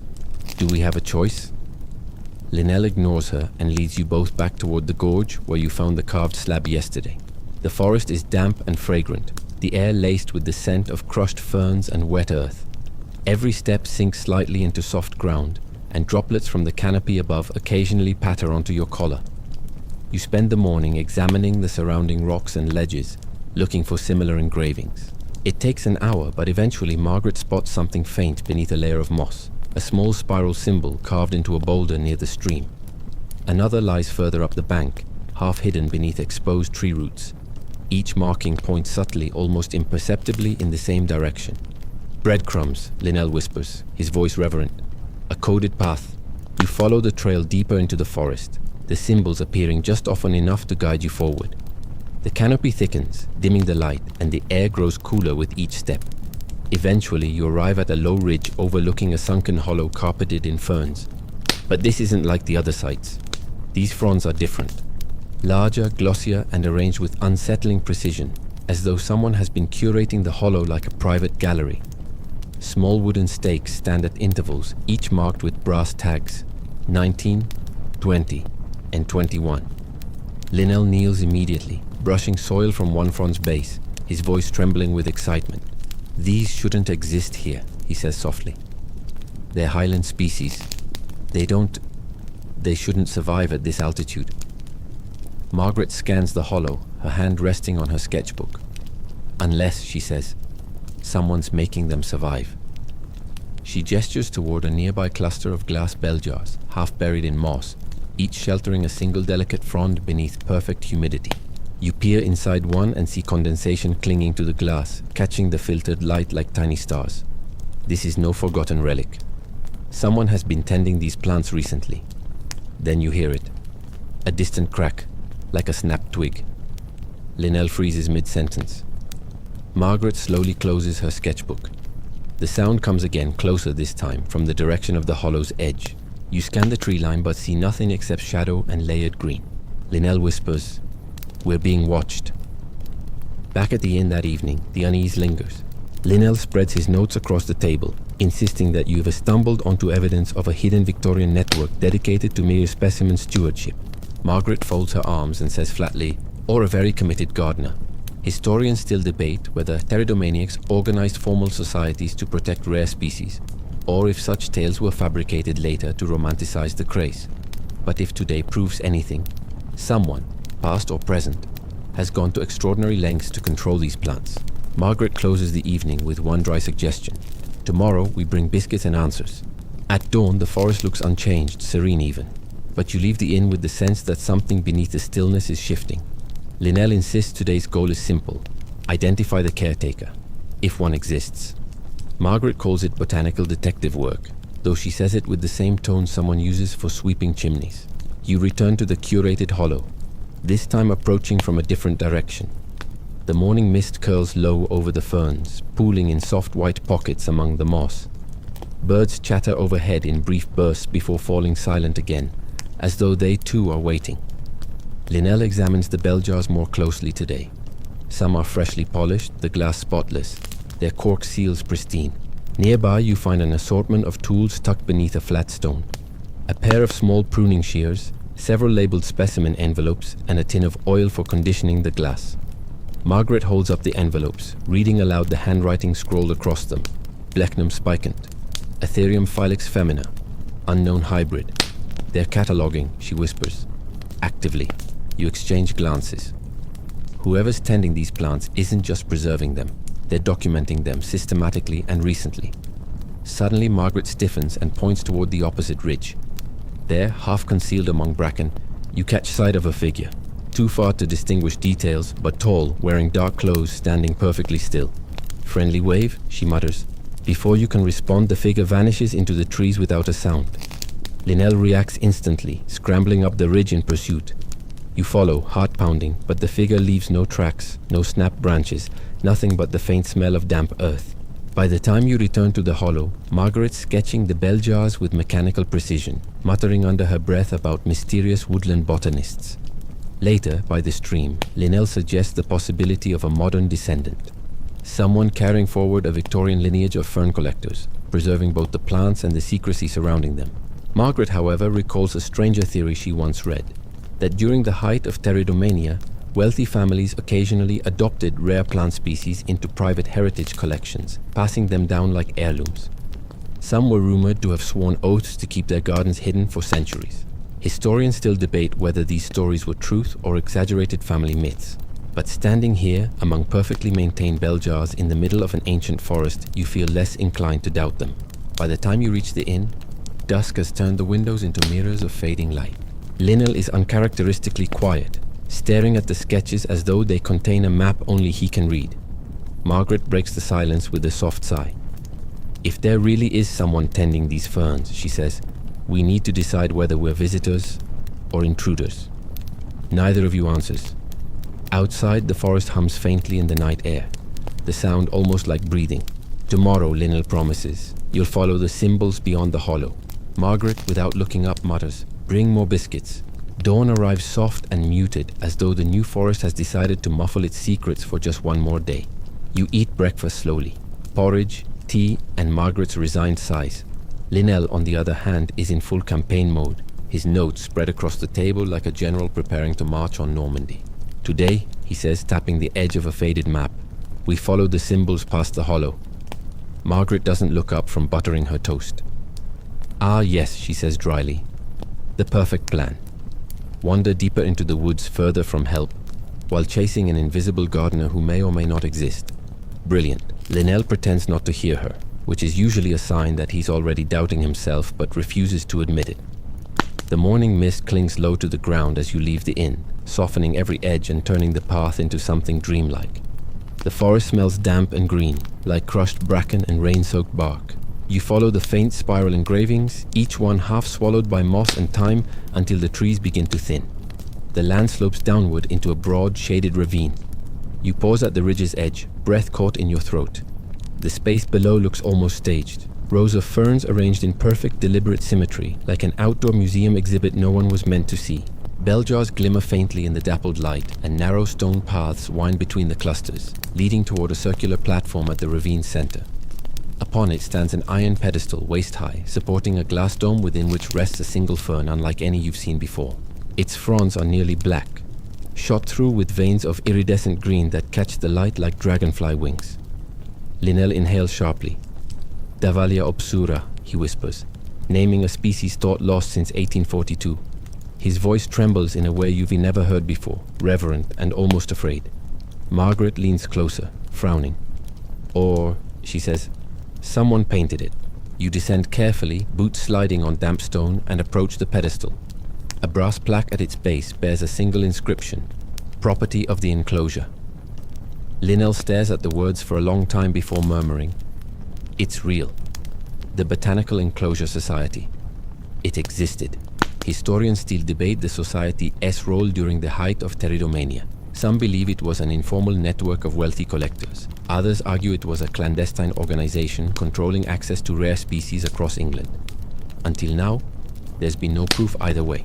You circle the platform slowly, absorbing the details. The neatly raked gravel, the polished glass, the faint smell of linseed oil on the wood supports. None of this is accidental. Someone maintains this place meticulously. Margaret spots another brass tag nailed to a nearby tree. 22. The number unsettles you more than it should. If each numbered site is a piece of a larger network, then this is only one fragment of something vast. Then, without warning, a low creak echoes through the ravine. You freeze, scanning the tree line. There, half hidden by shadows, stands the figure again. Tall, still and watching. This time you're certain they see you. Linnell takes a step forward. But before he can speak, the figure turns and disappears soundlessly into the undergrowth. Margaret exhales slowly. Lovely, she says, voice flat. The ghost gardener returns. You stay in the ravine until the shadows lengthen, collecting what sketches and notes you can without disturbing the glass dome specimen. By the time you make your way back toward the inn, the forest feels different, heavier, as though the trees themselves know more than they're willing to share. That night, Linnell pores over his journals until long after midnight, muttering theories under his breath. Margaret sits cross-legged on the floor, sketching the black-veined fern over and over again. Before bed, you glance out the window into the darkness beyond the inn. For a moment, you swear you see movement among the trees. Morning sunlight filters pale and golden through your curtains, but it does nothing to shake the unease lingering from yesterday. Linnell has barely slept, judging by the stack of sketches beside his plate at breakfast. Margaret eyes him warily, as though he's about to declare a crusade. Today, he says, voice hoarse but determined, we find where they live. Margaret groans softly. Or, she suggests, we could... not. He ignores her, of course. You set out again after breakfast, following the numbered tags you noticed yesterday. Each one points you deeper into the woods, farther from the well-trodden paths, and into a part of the forest where the air feels older somehow, heavy with damp earth and resin. About an hour in, you stumble upon a small wooden gate, half-rotted but still upright, marked with a brass plate. 23. Beyond it lies a narrow path, flanked on both sides by waist-high stone walls covered in climbing ivy. The walls are too deliberate to be random, too well built to be accidental. Margaret runs her fingers along the cool stone, muttering, "This looks like an estate boundary." Linnell nods absently, but his attention is fixed ahead. The path leads to a small clearing where an abandoned glass house stands in ruin, its iron skeleton choked by ivy and shattered panes glittering faintly in the undergrowth. Inside, broken benches lie scattered, and the floor is littered with fragments of porcelain labels, each etched with Latin names. This was theirs, Linnell whispers, stepping reverently across the threshold. One of their stations. Margaret picks up a cracked porcelain label and squints at the faded lettering, Polypodium vulgar. They were cataloging hybrids here, she says softly. Testing growth conditions, maybe. Near the far corner, you find an old wooden chest, warped and swollen by decades of damp. Inside, tucked beneath a layer of rotting linen, lies a bundle of handwritten notes sealed with wax. Linnell handles them like sacred relics, eyes scanning the faded ink with feverish intensity. They refer to something called the archive, he breathes, a central repository for their rarest specimens. Historians still debate whether such an archive existed or was simply Victorian myth-making, but the tone of these letters is urgent, almost desperate. One entry mentions moving specimens from the southern gardens before Whitcomb's betrayal. Margaret smirks faintly. Lady Whitcomb's reputation really precedes her. As you leave the ruined glasshouse, you hear something faint, a rhythmic tapping sound, steady and deliberate, coming from deeper within the woods. You pause, straining to listen. Linnell whispers, "That's not natural." The sound stops abruptly, leaving only silence in its wake. Back at the inn, Margaret spreads the salvaged notes across the table, transcribing as much as she can while Linnell obsessively compares them to his sketches. The patterns are beginning to form something larger, something intricate, though neither of them can yet articulate it. Later that evening, as the fire crackles and shadows climb the walls, Margaret leans closer to you and murmurs, "Whoever's been tending those plants, they know we're here now." You glance toward the darkened windows and feel the weight of the forest pressing close, as though listening again. The inn is quiet when you wake, but not peacefully so, more like the hush before something stirs. Linnell barely touches his breakfast, muttering to himself as he flips through his stack of recovered notes. Margaret watches him with the air of someone observing a clock slowly winding itself too tight. "Sleep?" you ask. Linnell shakes his head without looking up. "Couldn't. The archive changes everything." Margaret sighs. "Ah, yes," she says, spreading jam on her toast. "By all means, let's track down a secret Victorian plant vault that may or may not exist, possibly annoy whoever still tends it, and definitely die in a bog." Linnell ignores her and sets off the moment the plates are cleared, pulling you both into the damp morning air. You follow the numbered markers again, deeper than before, until the forest begins to shift subtly around you. The light thins. The air grows cooler, carrying the faint metallic tang of water and stone. A narrow ravine cuts through the woods ahead, spanned by a small wooden bridge so weathered it groans beneath your boots. On the other side, the path bends sharply and opens into an unexpected sight. A vast sunken garden half swallowed by nature but unmistakably artificial. Terraced stone beds curve along the slope, now overrun by moss and ferns, but the precision of their construction remains clear. A network of shallow channels trickles faint water between the levels, feeding clusters of carefully arranged fronds. Margaret whistles softly. If this is forgotten, someone went to great trouble forgetting it. You descend slowly, following Linnell's lead. At the lowest terrace, you find another iron pedestal, smaller than the one in the ravine. But this time the glass dome is shattered. Within the base lies an empty circular cradle, lined with faint rings of mineral deposits where something once rested. Linnell kneels, fingertips brushing the residue. A specimen, he whispers. Something kept here. And then moved. Nearby, Margaret discovers a set of shallow stone steps descending into a tunnel entrance carved into the hillside, half hidden behind hanging ivy. A rusted metal sign above the arch bears 2 words. The Archive.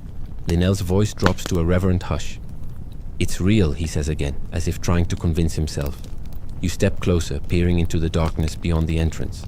A cool draft flows outward, smelling faintly of damp earth and ancient wood, carrying a hint of something medicinal. Camphor maybe, or old chemical preservatives. Before you can take another step, a sharp snap echoes from somewhere above. You glance up the terraces, and there, just for a moment, you see the same tall figure perfectly still at the ridge's edge. Margaret mutters, "Do we wave? Or..." The figure turns and slips silently into the trees. Linnell hesitates at the tunnel entrance, clearly torn between pursuit and patience. After a long pause, he says, "Tomorrow. We prepare properly. Lights, ropes, notebooks." Margaret folds her arms. "And biscuits," she says firmly. "If I'm walking into a Victorian crypt for ferns, there will be biscuits." Back at the inn that evening, the unease deepens. Linnell draws an intricate sketch of the terraces, overlaying it with markings from the salvaged notes, whispering half-formed theories about missing specimens and genetic continuities. Margaret leans over your shoulder and mutters, "Translation." He has no idea yet. That night, sleep comes slowly. You dream of endless terraces beneath shifting mist, each lined with dark glass domes, each containing something alive that shouldn't exist anymore. When you wake before dawn, you swear you can still hear the quiet trickle of those channels miles away in the silent forest. The day begins grey and damp, mist pooling low over the paths, as though the forest itself wants to hide what comes next. Linnell's energy borders on manic now.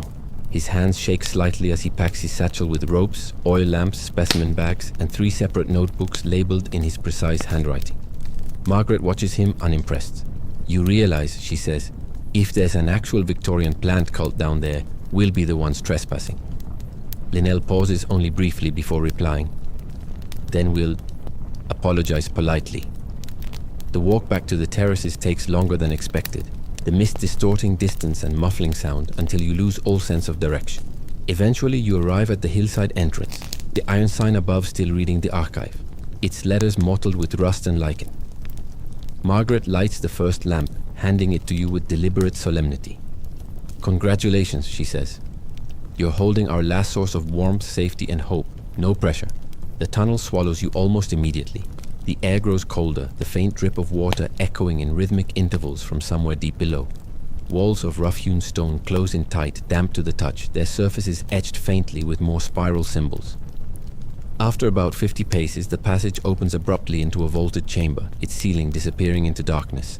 Here, row upon row of wooden shelves line the walls, laden with glass specimen jars sealed with wax. Each contains preserved fronds, spores, and in some cases entire miniature root systems suspended in amber-hued liquid. Linnell's breath catches audibly. This is extraordinary," he whispers, stepping forward as though entering a cathedral. Margaret peers into one jar and mutters, "Congratulations, we found a Victorian pickle collection." Among the shelves, you notice a central table stacked with ledgers bound in cracked leather. One lies open, its faded ink listing names, dates, and coordinates. Margaret reads aloud softly. Linnell leans over the ledger, tracing the notations with his fingertip. "These match the brass tags," he murmurs. "This whole network, it's mapped." Historians still debate whether the Enclosure Society actively coordinated specimen movements or if the numbered gardens were independent collectors coincidentally leaving matching records. Standing here, among meticulously preserved proof, the debate feels almost quaint. As you turn to examine another shelf, you spot something startling. A set of modern glass vials, far newer than the others, labeled in neat handwriting. One bears today's date. Margaret freezes. "We're not alone," she whispers. Before Linnell can respond, the sound of movement echoes faintly from deeper within the tunnels. Not footsteps exactly, more like the soft scrape of boots on stone. Deliberate and measured. Linnell extinguishes his lamp instantly, plunging the chamber into damp darkness. You stand in silence, holding your breath, straining to hear. Somewhere far below, something metallic drops and rolls, the clink ricocheting through unseen corridors. Margaret leans close and whispers, "We should leave." Linnell hesitates but finally nods. You retreat quietly, each step measured, until the cold daylight of the forest spills back over you at the tunnel's mouth. As you emerge, the mist feels thicker, heavier, almost protective. That night, back at the inn, Margaret says softly over tea, "Someone's been here recently. Maybe they still are." Linnell doesn't answer. He just stares at the ledger in silence. Morning arrives pale and slow. Sunlight diffused through a gauzy mist that clings to the edges of the inn's windows. The world feels muffled, as though the forest itself is holding its breath. Linnell hasn't spoken since last night, which is unnerving on several levels. His silence usually means his thoughts are spiraling at speeds unsafe for casual observers. Margaret leans on the windowsill, watching the fog drift lazily over the treetops. "If he doesn't start talking soon," she says softly, "I'm going to assume he's planning a coup." Linnell looks up from the ledger he's been poring over for hours and blinks slowly, as though returning from another century entirely. "The archive," he says at last, voice hoarse. "It isn't just a storage site, it's a catalogue of living experiments." Margaret sighs. "Ah yes, perfect. Definitely a thing normal people leave behind in tunnels."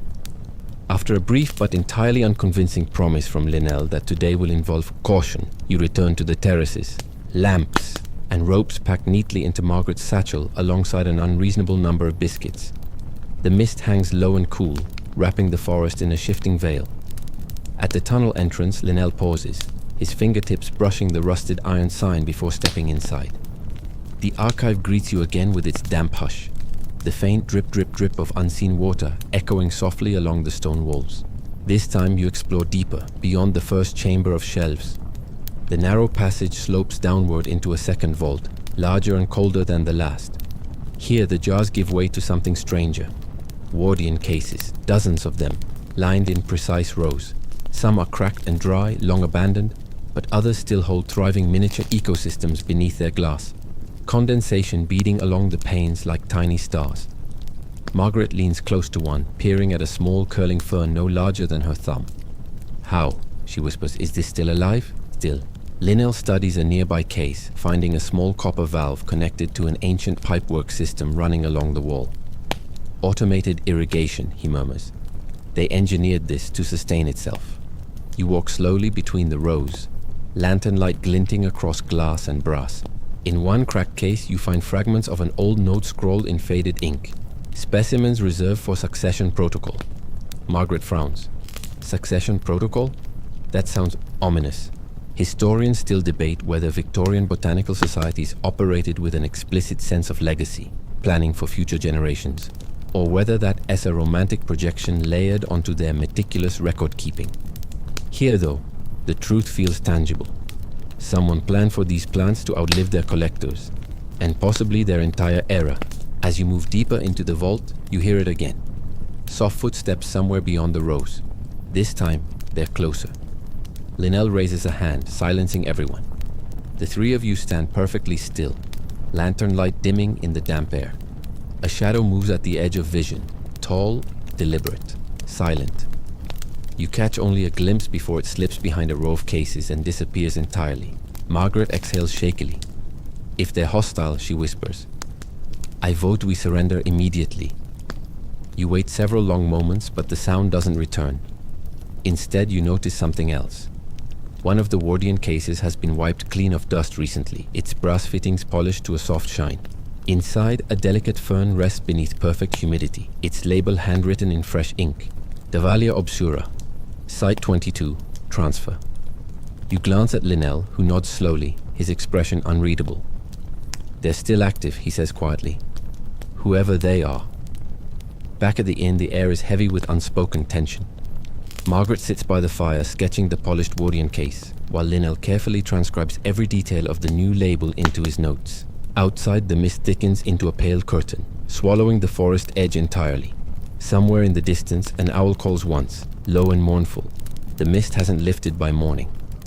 It clings low and heavy, dampening sound and softening the edges of everything, as though the entire forest has been smudged into secrecy. Over breakfast, Linnell spreads a map across the table. marking each numbered site you've found so far. 17, he says, tapping the hollow with the bell jars. 22, he continues, marking the ravine pedestal. And now, the archive itself. Margaret sips her tea and peers over the map. Congratulations, she says dryly. We've successfully trespassed into several historical footnotes. But Linnell's expression is serious. This isn't random, he insists. Each numbered site points towards something central, something bigger. He's right. The markers form a rough spiral on the map, curving inward toward a blank patch of forest with no recorded paths, no ruins, and no nearby settlements. By mid-morning, you're walking again, the forest closing tightly around you as the path disappears entirely. The mist dampens everything. The birdsong, the crunch of twigs beneath your boots, even your own breath. After an hour, you stumble upon something unexpected, a weathered stone archway hidden among ancient yews, so overgrown with moss it nearly blends into the hillside. Above it, faint carvings spiral across the lintel, symbols matching those etched into the archive's walls. Linnell steps closer, brushing damp ivy aside to reveal another inscription. The Vault of Green. Margaret raises an eyebrow. Subtle, she mutters. Definitely doesn't sound ominous. The archway opens into a narrow descending passage, lined with roots snaking through fractured stone. You follow cautiously, oil lamps throwing long shadows across the walls. After several twisting turns, the passage widens into an immense cavern, so vast it takes your breath away. Stalactites drip into shallow pools, their surfaces reflecting the golden lamp glow like fractured glass. And there, across the cavern floor, stand dozens of Wardian cases arranged in concentric rings, their glass domes gleaming faintly in the misty half-light. Linnell approaches slowly, reverently, as though entering a holy place. The cases are pristine, free of dust, each containing rare ferns thriving under controlled conditions. Tiny copper pipes feed condensation into their bases, an elaborate irrigation network still functioning after all these years. Margaret kneels beside one case, tracing the edge of its polished brass. Someone's been maintaining this, she says softly. Regularly. At the center of the ring stands a single pedestal, higher than the rest, supporting a crystal dome unlike the others. Inside is a fern unlike anything you've seen before, fronds as thin as lace, glowing faintly under the filtered light, their veins shimmering with an iridescent sheen. Linnell whispers, "This isn't in any record. Historians still debate whether undocumented hybrids were intentional creations or accidents caused by cross-pollination in Victorian greenhouses. But this specimen looks deliberate, curated, perfected." Then, without warning, you hear it again. Footsteps. This time there's no mistaking it. Slow, deliberate, approaching from the cavern's far side. Margaret grips your arm, lamplight trembling in her hand. "Please," she whispers, "tell me that's Linnell pacing." It isn't. From the shadows beyond the crystal dome, the tall figure steps into view for the first time. The lantern light catches the edges of a dark coat damp with mist and a face half obscured by shadow. They don't speak. They simply raise one hand, palm outward, as though warning you to stop. The silence between you stretches long and taut. Linnell whispers, barely audible, "We found the caretaker." For a long moment, no one moves. The cavern seems to inhale and hold its breath with you. Water drips softly from the stalactites above, each drop landing with a hollow echo that feels unnervingly loud in the silence. The figure, the caretaker, if Linnell is correct, stands perfectly still at the far side of the chamber, hand raised in quiet warning. Their coat is long, dark, and damp from the mist. The fabric looks old but meticulously kept, like something salvaged from another century. Margaret mutters under her breath, "Oh, perfect. We've officially wandered into a Gothic novel." Linnell takes a tentative step forward, hands raised slightly. "We mean no harm," he says softly, voice steady despite the tension. "We're historians." The caretaker doesn't answer but lowers their hands slowly, as though deciding you're not an immediate threat. Then they gesture, one sharp flick of the wrist toward the entrance you came from. Margaret whispers, "I'm interpreting that as leave now, but it could also mean welcome, tease this way." Still, Linnell hesitates. He glances at the crystal dome, at the luminous fern inside, then back at the caretaker. "Please," he says carefully, "just tell us what this place is." Silence stretches again. Finally, the caretaker speaks, voice low and rough as though unused to words. Not yours? Linnell freezes. Not ours. What, the archive, the specimens? The caretaker's gaze shifts briefly to the glowing fern, then back to you. Not yours, they repeat slower this time, and something in their tone carries a weight you don't fully understand. Margaret exhales sharply. Great. Vague threats from mysterious strangers in damp caves. Classic Tuesday. Historians still debate whether Victorian collectors saw themselves as guardians of nature or conquerors of it. Standing here in the dim light of this hidden vault, you get the sense that for some people, those debates never ended. The caretaker gestures again, firmer this time, pointing unmistakably toward the passage back out. Reluctantly, Linnell nods. We'll leave, he says softly. For now. As you turn to go, the caretaker steps closer to the crystal dome, placing one gloved hand gently against the glass. For a moment, their silhouette looks almost protective, framed against the faintly glowing fern. Margaret mutters as you retreat up the twisting passage. I vote we don't come back tomorrow. Back in the misty daylight, you breathe more easily, though the tension lingers like static in the air. Linnell is silent until you reach the edge of the terraces. We've confirmed it, he finally says, clutching his notebook. There's someone actively maintaining the specimens. This isn't abandoned history, it's living history. Margaret raises an eyebrow. And yet, she says, the living part doesn't seem thrilled about visitors. That night you sleep restlessly, dreaming of the glowing fern, its lacework fronds shifting in unseen currents. Somewhere in the dream you hear the caretaker's voice again. Not yours. When you wake, you realize you don't know whether that was a warning or a promise. By dawn, Linnell has already spread maps, sketches, and half a dozen ledgers across the inn's largest table. He looks haunted but determined, eyes shadowed from lack of sleep. Margaret leans in the doorway, nursing her tea. Please tell me today's plan involves not being stared at menacingly by damn strangers in caves. Linnell doesn't look up. We need to know what's at the spiral center, he says flatly. The archive, the terraces, the numbered sites, it's all pointing inward. Margaret sighs. See? When you say things like that, I start regretting packing fewer biscuits. By mid-morning, you're following him again, deeper into the forest than ever before. The mist clings low, curling around your boots, muffling even the distant birdsong. The paths here are wild and overgrown, roots threading like veins across soft earth. After nearly 2 hours, you find what Linnell's map suggested might exist.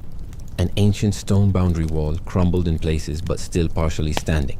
Spiral carvings, matching those from the archive, are etched faintly into the stones worn by weather and time. Beyond the wall lies something unexpected, a wide clearing, unnaturally symmetrical. The ground dips inward slightly, forming a shallow bowl lined with thick moss and low-growing ferns. At its center stands a tall, weathered obelisk of black stone, its surface engraved with dozens of numbered markers in descending order. Linnell approaches reverently, brushing away moss to reveal a set of coordinates carved deep into the base. Margaret squints at the obelisk. Victorian scavenger hunt, she suggests dryly. But Linnell's expression darkens. These are relocation logs, he murmurs. Dates, sites, specimen counts. Historians still debate whether Victorian collectors deliberately relocated endangered species for preservation or for exploitation. This obelisk seems to suggest a third possibility entirely. Not preservation or exploitation, but containment. A sudden breeze stirs the clearing, carrying with it a faint, almost metallic scent, the same strange note you smelled in the archive tunnels. You realize uncomfortably that the scent seems strongest near the base of the obelisk. Then from the tree line you hear a soft snapping sound. Margaret stiffens. Please, she whispers, tell me that's a deer. It isn't. The caretaker steps into the clearing, moving with deliberate calm. They don't speak, but this time they're holding something. A small Wardian case, pristine and sealed, its glass fogged faintly from within. Linnell's breath catches. A living specimen, he whispers, from inside the vault. The caretaker sets the case gently at the base of the obelisk, then looks up at you. For the first time, they speak more than 2 words.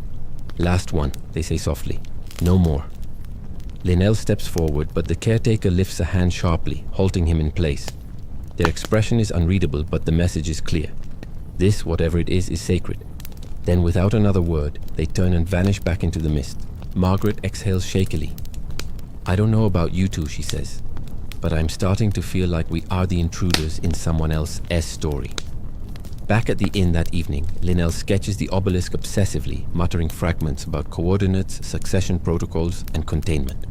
Margaret watches him for a while, then glances at you and whispers, "I think he's in deeper than he realizes." Outside, the mist curls tighter around the forest, as though guarding secrets you're not yet ready to uncover. Morning breaks pale and cold, but the forest remains wrapped in its endless veil of mist. Even the birds seem quieter today, as though the entire landscape has agreed upon silence. Linnell doesn't bother with breakfast this time. He paces instead, restless energy radiating off him like heat. Margaret, meanwhile, refuses to look up from her tea. "So," she says, "is today the day we finally uncover forbidden Victorian plant magic and get cursed forever? Or—" Linnell stops pacing long enough to glance at the sketches spread across the table. Maps of numbered sites, the archive tunnels, the spiral of coordinates. At the center of it all is the obelisk, circled and underlined so many times the paper's nearly torn through. "It's there," he says quietly. "Whatever this was built around, whatever they were protecting, it's at the spiral's heart." By late morning, you're following him deeper into uncharted forest than ever before.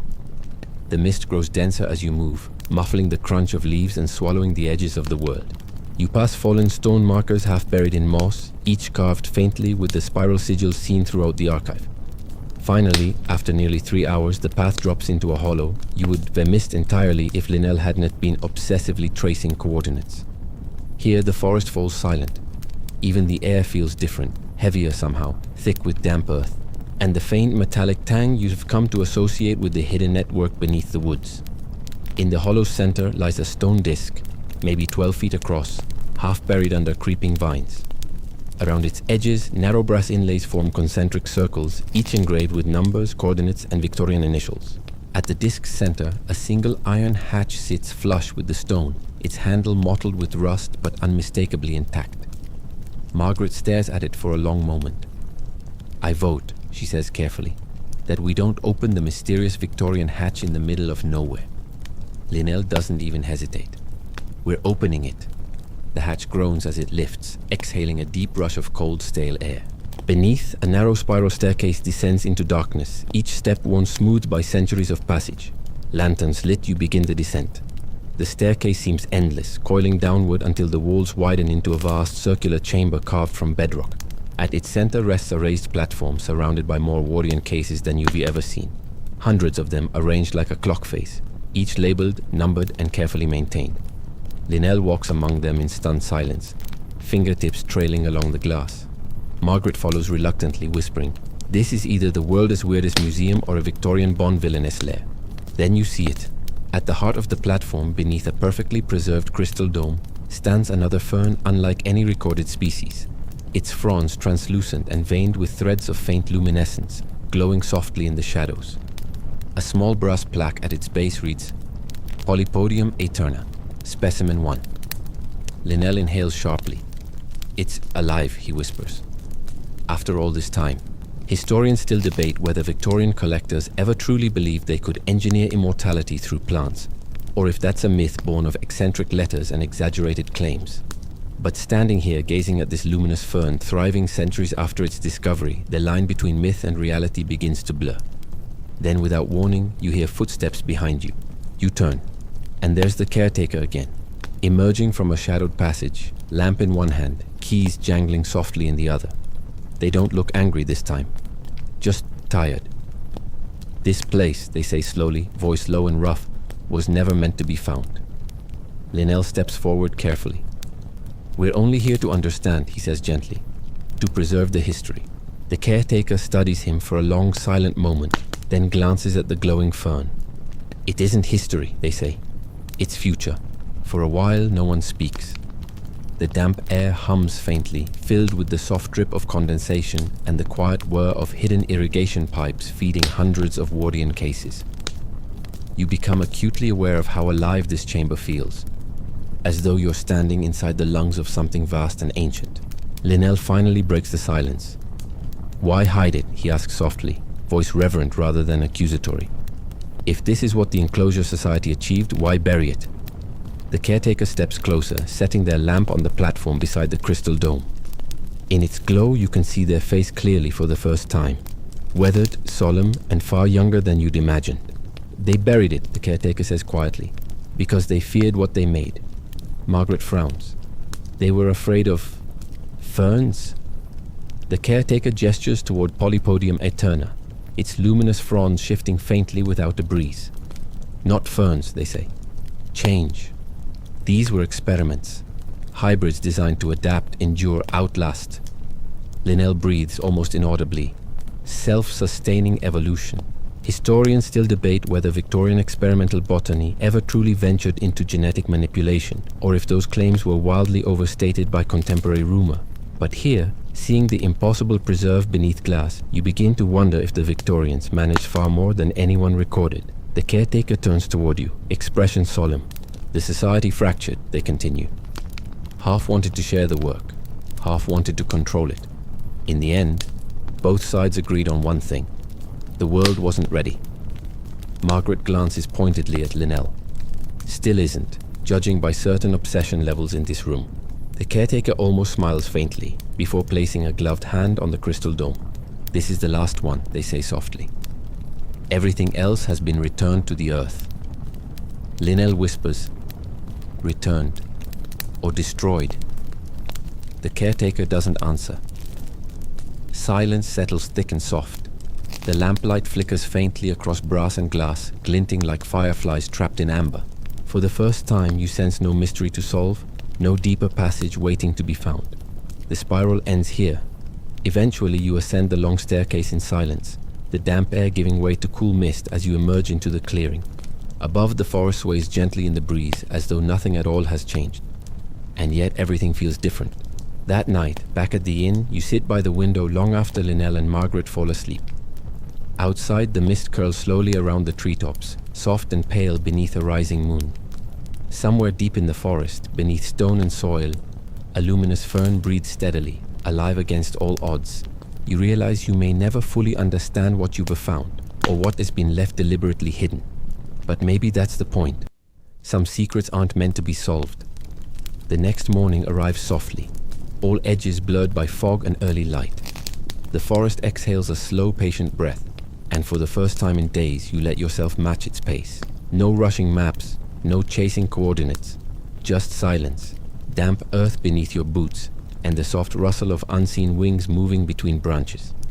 Somewhere far below, in that hidden vault, the irrigation pipes will continue dripping as they have for centuries. The luminous fern will keep stretching its delicate fronds toward non-existent sunlight, and the caretaker will move quietly among the Wardian cases, tending life you will never fully know.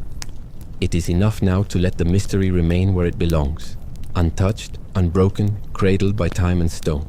You close your eyes for a moment and listen, to the mist brushing through leaves, to the soft hum of the earth, to the slow, steady rhythm of a history still alive beneath your feet.